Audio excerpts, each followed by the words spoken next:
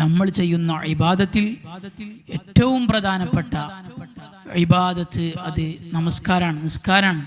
5 വഖത്ത് നമസ്കാരം അത് മുറ പോലെ പാലിക്കാൻ നമ്മൾ തയ്യാറാകണം. അതിന് തടസ്സാകുന്ന ഒന്നും നമ്മുടെ ജീവിതത്തിൽ ഉണ്ടാവരുത്. അല്ലാഹു സുബ്ഹാനഹു വ തആല നമസ്കാരം അതിൻ്റെ ചിട്ടയോടെ പാലിക്കാൻ, നിർവഹിച്ചു പോകാൻ, നിലനിർത്താൻ നാഥൻ നമുക്ക് തൗഫീഖ് നൽകട്ടെ. ആ നമസ്കാരം നമസ്കരിക്കുമ്പോൾ തന്നെ അത് നമ്മൾ എപ്രകാരമാണോ നിസ്കരിക്കേണ്ടത് ആ രൂപത്തിൽ തന്നെ നമ്മൾ നിസ്കരിക്കണം. ഹബീബായ മുഹമ്മദ് റസൂലുള്ളാഹി സ്വല്ലല്ലാഹു അലൈഹി വസല്ലം തങ്ങൾ നിസ്കാരത്തിനെ കുറിച്ച് ഓർമ്മപ്പെടുത്തിയത് സൊല്ലൂ കമാ റഅയ്തുമൂനി ഉസല്ലി, ഞാൻ എങ്ങനെയാണോ നിസ്കരിച്ചത് അതുപോലെ നിങ്ങൾ നിസ്കരിക്കണം എന്നാ പറഞ്ഞത്. മുത്തുനബി എങ്ങനെ നിസ്കരിച്ച്?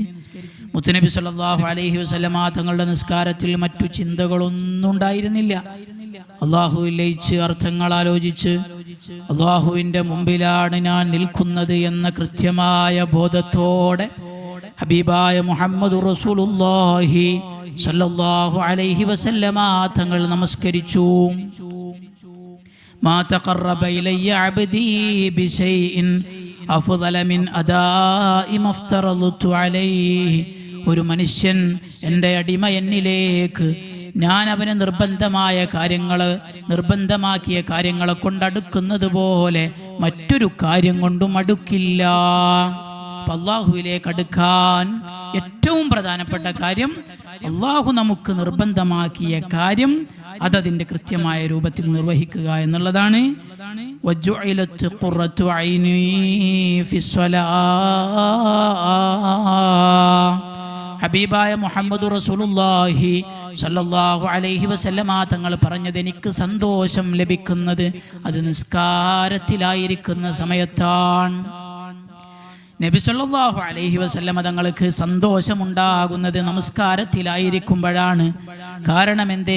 ഞാൻ നിൽക്കുന്നത് എൻ്റെ റബ്ബിൻ്റെ മുമ്പിലാണ്, എന്നെ പടച്ചവൻ്റെ മുമ്പിലാണ്, എന്നെ നിയന്ത്രിക്കുന്നവൻ്റെ മുമ്പിലാണ്, എനിക്ക് ഈ നൽകിയതെല്ലാം നൽകിയവൻ്റെ മുമ്പിലാണ് എന്ന കൃത്യമായ ബോധത്തോടെ ആത്മാർത്ഥതയോടെ മറ്റെല്ലാ ചിന്തകളും ഖൽബിൽ നിന്ന് ഒഴിവാക്കി അല്ലാഹുവിൻ്റെ ഹബീബ് നിസ്കാരത്തിലേക്ക് നിൽക്കുന്നു, നമസ്കാരം നിർവഹിക്കുന്നു. അതുകൊണ്ട് മുത്തുനബിക്ക് അതിനേക്കാൾ മധുരമുള്ള മറ്റൊരു കാര്യമില്ല, അതിനേക്കാൾ സന്തോഷമുള്ള മറ്റൊരു കാര്യമില്ല. ഏറ്റവും സന്തോഷം എനിക്കത് നിസ്കാരത്തിൽ നിൽക്കുമ്പോഴാണ് എന്നാണ് മുത്തുനബി സല്ലല്ലാഹു അലൈഹി വസല്ലം തങ്ങൾ നമ്മെ പഠിപ്പിച്ചത്. ആ രൂപത്തിലാണോ മുഅ്മിനീങ്ങളായ നമ്മുടെ നിസ്കാരം? മഹാന്മാർ നമസ്കാരത്തിനെ കുറിച്ച് ഓർമ്മപ്പെടുത്തിയത് അസ്വലാത്തു റൂഹുൽ അഅമാൽ. നമസ്കാരം എന്ന് പറഞ്ഞാൽ എല്ലാ കർമ്മങ്ങളുടെയും ആത്മാവാണ്. ആത്മാവിനെ നമ്മൾ നേരാക്കണം. വഹഖീഖത്തു മറാത്തിബിൽ വസ്ലി വൽ ഇത്തിസാൽ.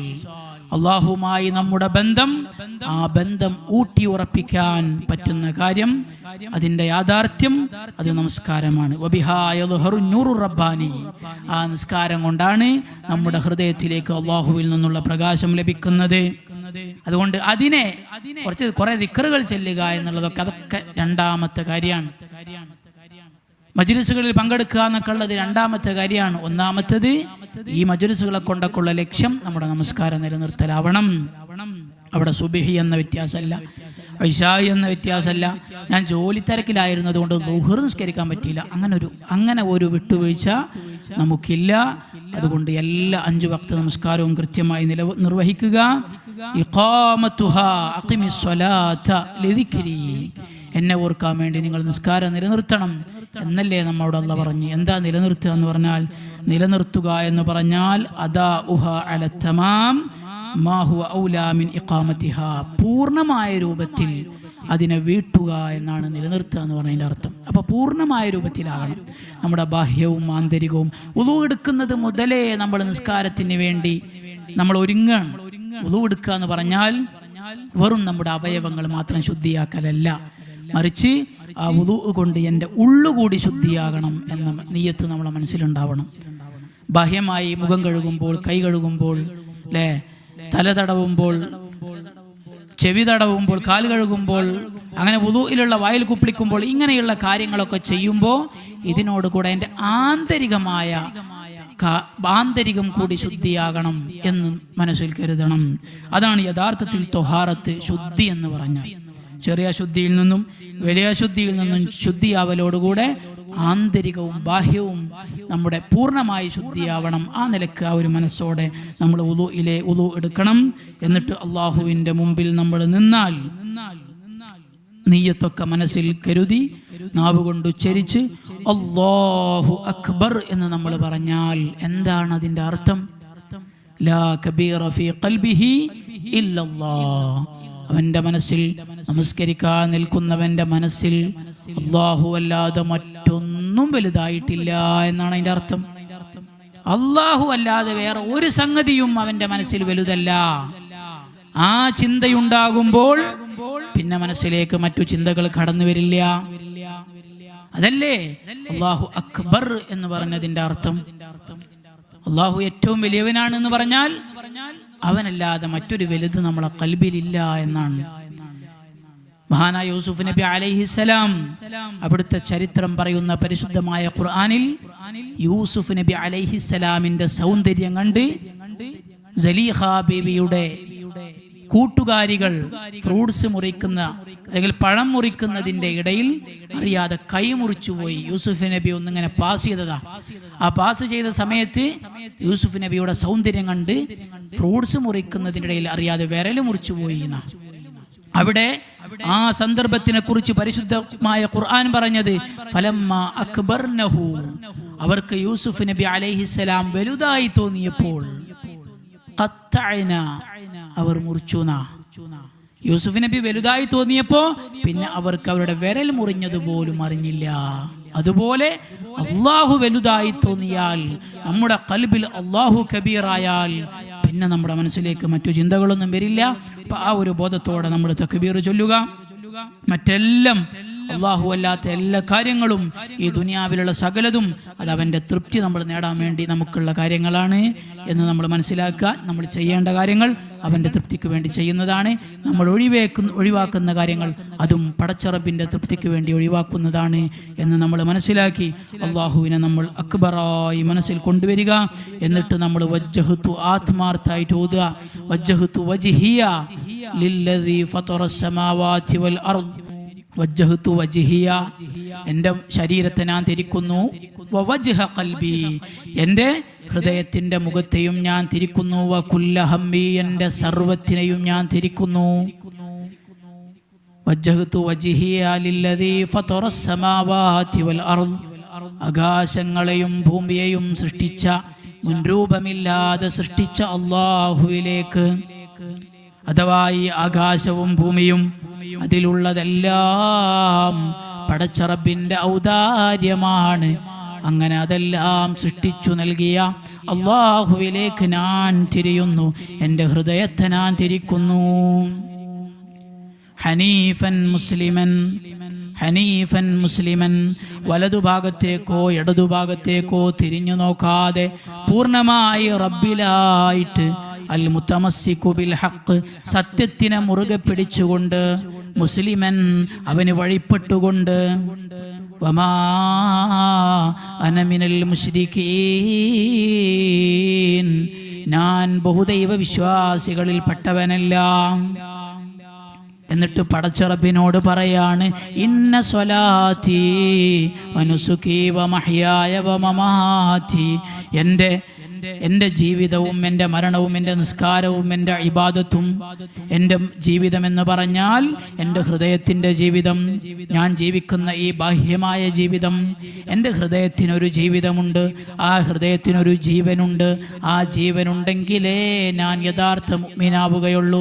വമമാതി, എൻ്റെ മരണവും എൻ്റെ ഹൃദയത്തിൻ്റെ മരണവും അതെല്ലാം ഇന്ന സ്വലാത്തി വനുസുകി വമഹ്യായ വമമാതി ലില്ലാഹി റബ്ബിൽ ആലമീൻ,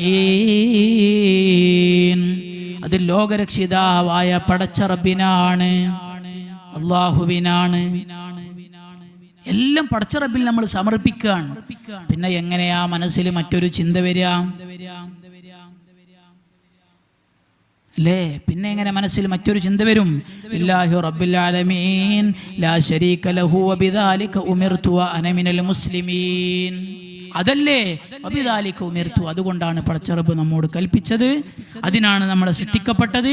അതുകൊണ്ട് പൂർണ്ണമായി റബ്ബിൽ സമർപ്പിച്ച് എൻ്റെ റബ്ബിൻ്റെ മുമ്പിലാണ് ഞാൻ നിൽക്കുന്നത് എന്ന ബോധത്തോടെ നമ്മൾ നമ്മുടെ നമസ്കാരങ്ങൾ നിർവഹിക്കുക. ഫാത്തിഹ ഓതുമ്പോൾ ഫാത്തിഹ നമ്മുടെ മനസ്സിലേക്ക് കൊണ്ടുവരിക. അതിൻ്റെ അർത്ഥങ്ങൾ അഊദു ബില്ലാഹി മിനശ് ശൈത്വാനിർ റജീം എന്ന് പറയുമ്പോൾ നമ്മൾ നമ്മുടെ എല്ലാ കാര്യങ്ങളും എല്ലാത്തിൽ നിന്നും ശൈത്വാനിൽ നിന്ന് എന്ന് മാത്രമല്ല നമ്മുടെ മനസ്സിൽ വരുന്ന സർവ്വ ചിന്തകളിൽ നിന്നും അള്ളാഹുവിനോട് കാവലിനെ ചോദിക്കുന്നു എന്ന ബോധം നമുക്കുണ്ടാവുക. ബിസ്മില്ലാഹിർ റഹ്മാനിർ റഹീം എന്ന് പറയുമ്പോൾ അള്ളാഹുവിനെ കൊണ്ട്, അവൻ്റെ ഇസ്മ കൊണ്ട്, അവൻ്റെ നാമം കൊണ്ടാണ് ഇവിടെ എല്ലാം നിലനിൽക്കുന്നത് എന്ന് നമ്മൾ മനസ്സിലാക്കുക. അൽഹംദുലില്ലാഹി റബ്ബിൽ ആലമീൻ എന്ന് പറയുമ്പോൾ എനിക്ക് നൽകിയ അനുഗ്രഹങ്ങളെല്ലാം പടച്ച റബ്ബ് തന്നതാണ് എന്ന ബോധത്തോടെ അവനെ സ്തുതിക്കുന്നു, അവന് നന്ദി പറയുന്നു എന്ന ചിന്ത കൊണ്ടുവരിക. അർ-റഹ്മാനിർ റഹീം, എല്ലാ അനുഗ്രഹങ്ങളും ചെയ്യുന്നവൻ അവനാണ് എന്ന് ഖൽബിലേക്ക് കൊണ്ടുവരിക. മാലിക് യൗമിദ്ദീൻ, ഈ ജീവിതം കഴിഞ്ഞ് പടച്ച റബ്ബിൻ്റെ മുമ്പിൽ വിചാരണ ദിവസം ഞാൻ നിൽക്കുമ്പോൾ അവിടെ എനിക്ക് എല്ലാം നൽകാനുള്ളത് പടച്ച റബ്ബാണ്, അവിടെ അധികാരമുള്ളവൻ അവനാണ് എന്ന ചിന്ത ഖൽബിലേക്ക് കൊണ്ടുവരിക. ഇയ്യാക നഅ്ബുദു വ ഇയ്യാക നസ്തഈൻ, ഇയ്യാക നഅ്ബുദു, നിന്നെ മാത്രം ഞങ്ങൾ ആരാധിക്കുന്നു എന്ന് പറയുമ്പോൾ ആ ആരാധിക്കാനുള്ള തൗഫീഖ് എനിക്ക് തന്നത് പടച്ച റബ്ബാണ് എന്ന് ഹൃദയത്തിലേക്ക് കൊണ്ടുവരിക. വ ഇയ്യാക നസ്തഈൻ, നിന്നോട് മാത്രം ഞങ്ങൾ സഹായം ചോദിക്കുന്നു എന്ന് പറയുമ്പോൾ എല്ലാ കാര്യങ്ങളും റബ്ബിൽ തവക്കുലാക്കി എന്ന് മനസ്സിൽ കൊണ്ടുവരിക. ഇഹ്ദിനസ് സിറാത്തൽ മുസ്തഖീം, അല്ലാഹുവിനോട് ചോദിക്കുന്ന ചോദിക്കേണ്ട ഏറ്റവും വലിയ കാര്യം അത് ഇഹ്ദിനസ് സിറാത്തൽ മുസ്തഖീം, ഞങ്ങളെ നേരായ വഴിയിലേക്ക് വഴി നടത്തേണമേ എന്നുള്ളതാണ്. അതാണ് നമ്മുടെ ജീവിതത്തിന്റെ ലക്ഷ്യം, അതാണ് നമ്മുടെ ശരീഅത്തിന്റെ ആത്മാവ്, അതാണ് നമുക്ക് വേണ്ട ഏറ്റവും വലിയ കാര്യം. അതുകൊണ്ടാണ് ഫാത്തിഹയിൽ നമസ്കാരത്തിൽ ഏറ്റവും വലിയ ദുആയായി പറയുന്നത് ഇഹ്ദിനസ് സിറാത്തൽ മുസ്തഖീം, സിറാത്തല്ലദീന അൻഅംത അലൈഹിം ഗൈറുൽ മഗ്ലൂബി അലൈഹിം വലദ്ദാലിൻ, പിഴച്ചുപോയവരുടെ കൂട്ടത്തിൽ ഞങ്ങളെ ഉൾപ്പെടുത്തല്ലേ എന്ന് ചോദിക്കാൻ. നിന്റെ ദേശത്തിന് പാത്രീഭവിച്ചവരുടെ കൂട്ടത്തിൽ ഞങ്ങളെ പെടുത്തല്ലേ എന്ന് പറയാണ്. ഇതൊക്കെ റബ്ബിനോട് പറയാണ്. അതിനുശേഷം സൂറത്തോതുമ്പോൾ സൂറത്തിൻ്റെ അർത്ഥമറിയുന്നവർ അർത്ഥം മനസ്സിൽ കൊണ്ടുവരിക. അല്ലെങ്കിൽ ഇതെൻ്റെ റബ്ബിൻ്റെ കലാമാണ്, എൻ്റെ റബ്ബിൻ്റെ സംസാരമാണ് എന്ന ചിന്ത ഖൽബിൽ കൊണ്ടുവരിക. അതിനുശേഷം റുക്കൂ ചെയ്യുമ്പോൾ എൻ്റെ റബ്ബിൻ്റെ മുമ്പിൽ ഞാൻ പൂർണ്ണമായി വിനയം പ്രാപിക്കുകയാണെന്ന് ഖൽബിൽ കൊണ്ടുവരിക. അവൻ്റെ മുമ്പിൽ എല്ലാം സമർപ്പിച്ചു ലജ്ജയോടെ താഴ്ന്ന് നിൽക്കുകയാണെന്ന് ഖൽബിലേക്ക് കൊണ്ടുവരിക. ഓരോ ദിക്റുകൾ ചൊല്ലുമ്പോഴും അതിൻ്റെ അർത്ഥങ്ങൾ നമ്മൾ മനസ്സിലാക്കി അത് ഖൽബിൽ കൊണ്ടുവരിക. ഇഅ്തിദാലിലേക്ക് എണീക്കുമ്പോൾ അള്ളാഹുവിൻ്റെ മുമ്പിൽ വിനയം പ്രാപിച്ചുകൊണ്ട് അതിനുശേഷം ഇഅ്തിദാലിലേക്ക് എഴുന്നേൽക്കുന്ന സമയത്ത് അള്ളാഹുവുമായുള്ള ആ അഭിമുഖ സംഭാഷണത്തിൻ്റെ ആനന്ദം നമ്മുടെ ഹൃദയത്തിലേക്ക് കൊണ്ടുവരിക.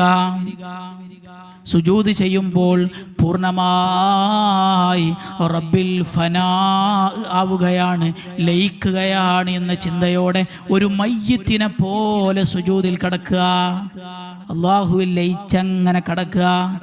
അങ്ങനെയുള്ള നിസ്കാരമാകുമ്പോൾ സുജൂദാകുമ്പോൾ പിന്നെ ആ സുജൂദിൽ നിന്ന് എഴുന്നേൽക്കാൻ തോന്നില്ല. ആ സുജൂദിലാണ് നമ്മുടെ മനസ്സിലേക്ക് മഅരിഫത്ത് വരുന്നത്, അസ്റാറുകൾ അനുഭവിക്കാൻ, അത്ഭുതങ്ങൾ ഗൈബിയായ കാര്യങ്ങളൊക്കെ അനുഭവിക്കാനുള്ള ഭാഗ്യം ലഭിക്കുന്നത് ആ സുജൂദ് കൊണ്ടാണ്. ആ സുജൂദ് കൊണ്ടാണ് നമ്മുടെ ഹൃദയത്തിൽ റബ്ബിനോട് സ്നേഹം വരുന്നത്, ആനന്ദം നമുക്ക് ലഭിക്കുന്നത്, അള്ളാഹുവിലേക്ക് നമ്മൾ അടുക്കുന്നത് ആ സുജൂദിലാണ്. അള്ളാഹുവിൻ്റെ ആ ഹൈബത്തിനെ നമുക്ക്, അവൻ്റെ ആ പരമോന്നതമായ പീഠത്തിനെ നമുക്ക് മനസ്സിലാക്കാൻ സാധിക്കുന്നത്. ആ നിലക്ക് പൂർണ്ണമായി ഒരു മയ്യിത്തിനെ പോലെ സുജൂദ് കിടക്കുക. സുജൂദിൽ നിന്ന് എഴുന്നേറ്റിരിക്കുമ്പോൾ ആ ആനന്ദം നമ്മുടെ ഹൃദയത്തിലേക്ക് കൊണ്ടുവരിക. വീണ്ടും സുജൂദിലേക്ക് പോകുമ്പോൾ അങ്ങനെ ആ ഒരു ഫനായിലേക്ക് നമ്മൾ കടക്കുക. അങ്ങനെ അത്തഹിയ്യാത്തിൽ ഇരിക്കുമ്പോൾ അല്ലാഹു അല്ലാതെ ആരാധനക്കർഹൻ മറ്റാരുമില്ലെന്ന് പറയുമ്പോൾ ആ റബ്ബിൻ്റെ അടുക്കൽ മുത്തുനബിയെ നമ്മുടെ ഖൽബിലേക്ക് കൊണ്ടുവന്ന് മുത്തുനബിക്ക് സലാം പറയുക.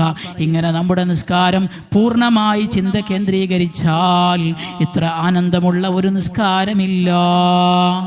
അങ്ങനെയുള്ള ഒരു നിസ്കാരത്തിൽ നിന്ന് നമുക്ക് സലാം വീട്ടാൻ തോന്നില്ല. പിന്നെ എന്തിനാ സലാം വീട്ടുന്നത്? അള്ളാന്റെ കൽപ്പന ഉണ്ടല്ലോ, ഇതൊക്കെ കഴിഞ്ഞാൽ സലാം വീട്ടണമെന്ന്. അപ്പം നമ്മൾ സലാം വീട്ടി പോവുകയാണ്. ഈ നിലക്ക് നമ്മുടെ നമസ്കാരങ്ങളൊക്കെ ചിട്ടപ്പെടുത്താൻ നമ്മൾ ശ്രദ്ധിക്കുക. ഇത് പെട്ടെന്നൊന്നും നടക്കൂല. ഇത് കൃത്യമായി മനസ്സിലാക്കി അധ്വാനിച്ച് അതിന് സമയം കണ്ടെത്തി ആ നിലക്ക് നമ്മൾ പരിശീലിച്ചു കഴിഞ്ഞാൽ, അതാണല്ലോ ഈ ആത്മീയത എന്ന് പറഞ്ഞാൽ, പരിശീലനാണ്. ആ പരിശീലനം നമ്മൾ നടത്തി കഴിഞ്ഞാൽ നമ്മുടെ നിസ്കാരങ്ങളൊക്കെ ഈ രൂപത്തിലാകും. മറ്റുള്ള ചിന്തകളൊക്കെ നമുക്ക് ഒഴിവാക്കാൻ കഴിയും. പൂർണ്ണമായി റബ്ബിൽ ലയിച്ച ഒരു നമസ്കാരം നമുക്ക് നേടിയെടുക്കാൻ കഴിയും. അത് വല്ലാത്ത ഒരു സമാധാനമാണ്, അത് വല്ലാത്ത ഒരു ആനന്ദമാണ്. അല്ലാഹു സുബ്ഹാനഹു വ തആല അത്തരത്തിലുള്ള നമസ്കാരങ്ങൾ നമുക്ക് നൽകി അനുഗ്രഹിക്കട്ടെ.